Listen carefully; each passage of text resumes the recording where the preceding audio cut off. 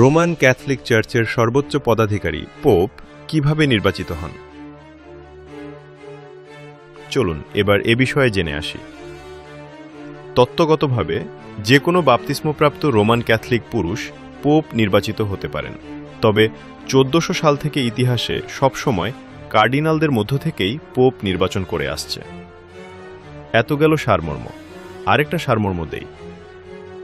একজন খ্রিস্ট ভক্ত বা সেমিনারিয়ান থেকে ফাদার বা পুরোহিত, পুরোহিত থেকে বিশপ, বিশপ বা আর্চবিশপ থেকে কার্ডিনাল, কার্ডিনাল থেকে পোপ পর্যন্ত পৌঁছানোর প্রক্রিয়াটি রোমান ক্যাথলিক চার্চের একটি সুনির্দিষ্ট এবং পদক্রম ভিত্তিক বা হায়ারার্কিক্যাল ধাপ অনুসরণ করে, এবং পোপ হলেন চার্চের সর্বোচ্চ পদাধিকারী।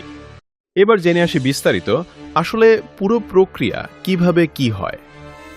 প্রথমে খ্রিস্টভক্ত বা সেমিনারিয়ান থেকে পুরোহিত পদযাত্রা নিয়ে আলোচনা করি।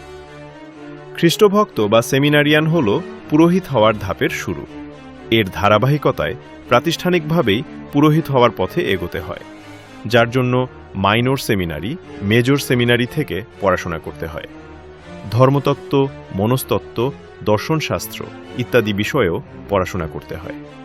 এরপর দীর্ঘ প্রশিক্ষণ ও শিক্ষা শেষ করার পর পুরোহিত হিসেবে অভিষিক্ত বা অর্ডেইনড হতে হয়। এই সময় থেকেই তিনি ফাদার বা পুরোহিত নামে পরিচিত হন।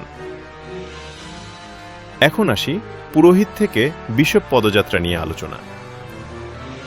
ফাদার হওয়ার পর ধর্মীয় কাজসহ নানা সামাজিক কাজ বা দায়িত্ব বেড়ে যায়। তৃণমূল পর্যায়ে খ্রিস্টীয় সেবা পৌঁছে দেওয়া সহ নানা কাজে ব্যস্ত থাকতে হয়। কিন্তু একজন ফাদার কিভাবে বিশপ হন?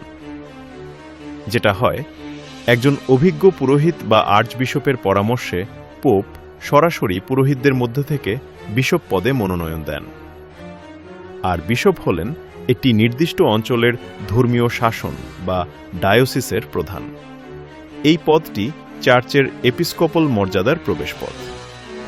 এবার বিশপ থেকে কার্ডিনাল পদযাত্রা নিয়ে আলোচনা করি।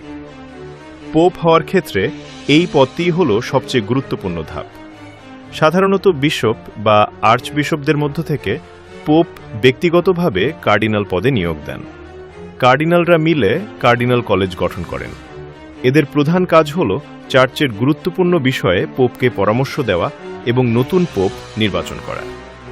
এবার আসি বিশ্বের সবচেয়ে আলোচিত নির্বাচন প্রক্রিয়া, কার্ডিনাল থেকে পোপ পদযাত্রা নিয়ে। যখন কোনো পোপ মারা যান বা পদত্যাগ করেন, তখন 80 বছরের কম বয়সী সকল কার্ডিনাল একটি গোপন সভা বা কনক্লেভে মিলিত হন। এই কনক্লেভে গোপন ভোটের মাধ্যমে নতুন পোপ নির্বাচন করা হয়। যদিও তত্ত্বগতভাবে যে কোনো বাপ্তিস্মপ্রাপ্ত ক্যাথলিক পুরুষ পোপ নির্বাচিত হতে পারেন, তবে 1400 সাল থেকে ইতিহাসে সবসময় কার্ডিনালদের মধ্য থেকেই পোপ নির্বাচন করে আসছে, অর্থাৎ খ্রিস্টভক্ত বা সেমিনারিয়ান, ফাদার, বিশপ, কার্ডিনাল, পোপ।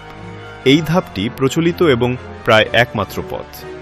পরিশেষে বলা যায়, পোপ হলেন পুরো পৃথিবীর রোমান ক্যাথলিক চার্চের পথপ্রদর্শক এবং সর্বোচ্চ প্রশাসনিক পদাধিকারী ব্যক্তি, যা ভ্যাটিকান সিটি থেকে পরিচালিত হয়।